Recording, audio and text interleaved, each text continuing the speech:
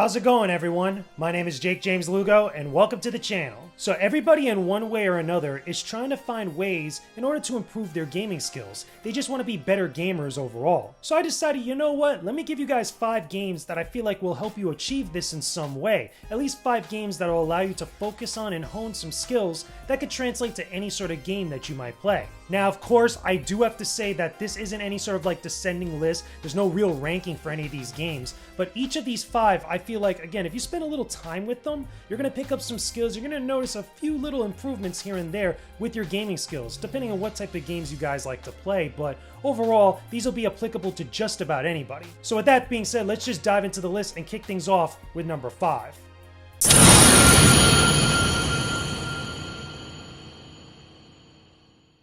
What better way to begin a list like this than with a platformer? A lot of people were introduced to the genre through Super Mario Bros. The game is a classic on the NES because of its simple and direct approach to platforming. This was the game that pushed platformers to become really popular in the 80s, despite them already existing prior to its release. Its design is simple, easy to get into, and helped hone the gaming skills of an entire generation. Super Mario Bros. Has a strong focus on players improving their timing, predicting outcomes, reacting to what's ahead, and building a drive to reach an objective.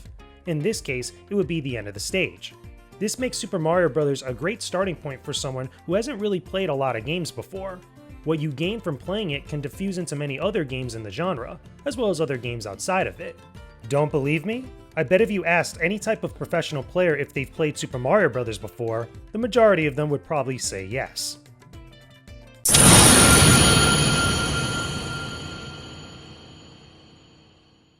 Role-playing games focus on a lot of world building to keep players investing much of their time into them. This is why Pokemon is perfect to play when you want to start messing around with role-playing games. I would honestly say this helps when looking at both Japanese and Western RPGs. As different as the two of them are in a few ways, they share a lot of common characteristics. Pokemon is one of those JRPGs that makes you put in the time to grind for EXP and periodically explore your surroundings. The map might not be as detailed or vast as other role-playing games, but what players are doing to search for Pokemon to catch, level up their party strength to battle gym leaders, and gather items for various quests are things that you see many times over within the genre. They're just dressed up differently each time that you see them. If you were ever intimidated by the time investment for games like Skyrim, Dragon Quest, Mass Effect, Persona, The Witcher, or even World of Warcraft, try playing some of the early Pokemon games to ease you into this. You'll find that all of them are a lot more similar than you might think.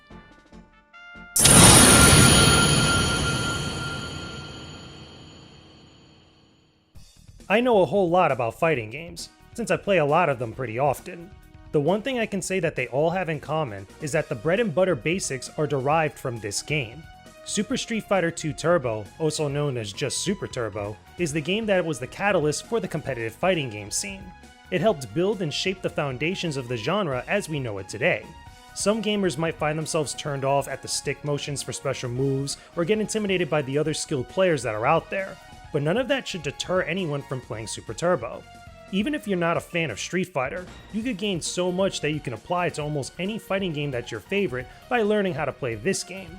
The concepts of spacing and footsies, reacting and adapting your playstyle, as well as learning matchups and how to execute special moves in specific ways for combos is invaluable. I guarantee that you can apply all of these things and more to any of your favorite fighting games, whether you're a competitive player or not. It might not feel that way at first, but trust me as someone who has done this for himself that it's incredibly useful. This isn't just limited to 2D fighters, however. You can apply everything to 3D fighters as well.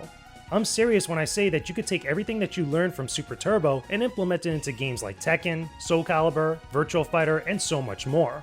Every fighting game is different with their own gimmicks and style, but they all derive a lot of their core design and techniques from Super Turbo in more ways than you realize. So hit the streets and start practicing. You'll thank me later for it. So one of the things that I was thinking about when I was making this list was horror games and the horror genre. You know, like survival horror, including Resident Evil, Outlast, Parasite Eve, or any sort of game that's similar in nature. And while there is some unique elements, including the fear factor, the thrill element, and also the suspense of horror games, when it comes down to brass tacks of what the player is actually doing in those games, it's already very similar to any of the other genres or types of games that I mentioned beforehand. So there's not going to be any sort of specific, survival horror games on this list, because anything that I've said before, or what I'm going to say now, you could apply to that same genre as well. Again, some of the skills are very translatable and transferable in various ways. Anyway, I just wanted to throw that out there. So let's continue with the list and talk about 2 more games that I feel like are going to make you guys just better gamers overall, or improve some of the skills that you might want to improve on.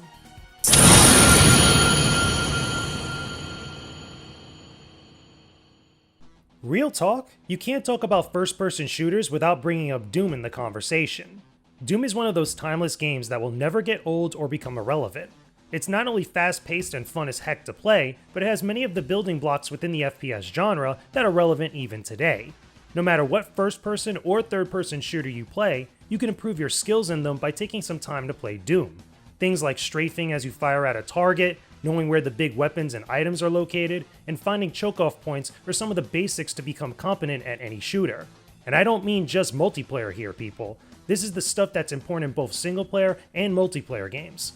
And even better, this stuff is relevant to both PC and console gaming, especially these days when you can play shooters everywhere. Doom is the most solid choice to go with if you feel like you're not that great at shooters and need help in order to get better. Don't let the spectacle of multiplayer games like Fortnite, Call of Duty, Halo, or Counter-Strike keep you from dipping into the genre. They owe their relevance and their success to the BFG of shooters. And here's the final game I recommend. So hear me out. I know this sounds very weird, but there's a reason why I say that everyone should play Tetris if they want their overall gaming skills to improve. At their core, every video game is a problem that you, the player, are trying to solve. You need to use whatever tools at your disposal and figure things out in order to complete an objective, whether it's to get from point A to point B or whatnot. With Tetris, the goal is to match pieces into lines that are falling continuously before they build up to the top of the screen. It's a puzzle that hones your ability to react, predict outcomes, take action, and repeat everything over and over again. You're trying to use these tools to keep the puzzle going for as long as you can. This logic could be applied to just about any game you could think of, even though the applications of them might be a little different. What you gain from playing Tetris is basic and easily translatable to any game you can play, regardless of the setup. Some people might argue that a lot of the classic 80s and early 90s games can have the same thing said about them, but I feel Tetris is a better example since it sheds away all kinds of visual eye candy and focuses as much as it can on the gameplay. Basic shapes and lines are just much simpler in design than something like Pac-Man or Mario. So if things like presentation, narrative, and other superficial things are almost completely absent, then your full attention is on the gameplay that continuously hones the skills that I mentioned. It's almost the perfect game to play in this regard, especially if you're someone who doesn't play games to begin with. Obviously, you're not going to learn how to do combos in Street Fighter by just playing Tetris all the time, but you'll find yourself building up these basic skills that are almost universal. And that's as close as ideal as one can get. Tetris might be old today, but it can resonate, be relevant, and super helpful to anyone both today and tomorrow. And there you go, everyone. Those are 5 games that I could recommend to all of you to help better your gaming skills in one way or another. Hopefully, even though there's a lot of room for variation for all these different things that we talked about, you could at least, enjoy some of the games that you play a little bit more, maybe do a little bit better than what you've done beforehand, possibly beat down more people online, whatever have you. Hopefully these tips aided you in some way. But as always, those are just my opinions and my thoughts about all this stuff. Let me know what you think about these things down below in the comment section. Tell me, are there any other games that you guys might recommend for other people to play to make them better gamers just overall? Or are there certain games that you think that people should avoid that might make them worse gamers in some way, or stuff that's just going to kind of dumb down their gaming skills? Talk to me about that stuff down below in the comment section. Hey there everyone, thanks for watching this video. I appreciate all of your support as always. On the side here I have some game reviews and other cool videos you might like to watch. Make sure you leave me a comment down below and subscribe to the channel too. Don't forget to hit that bell icon to be in the know when I post up new videos for you to check out. I'll talk to you all again real soon. Peace out and stay epic everybody.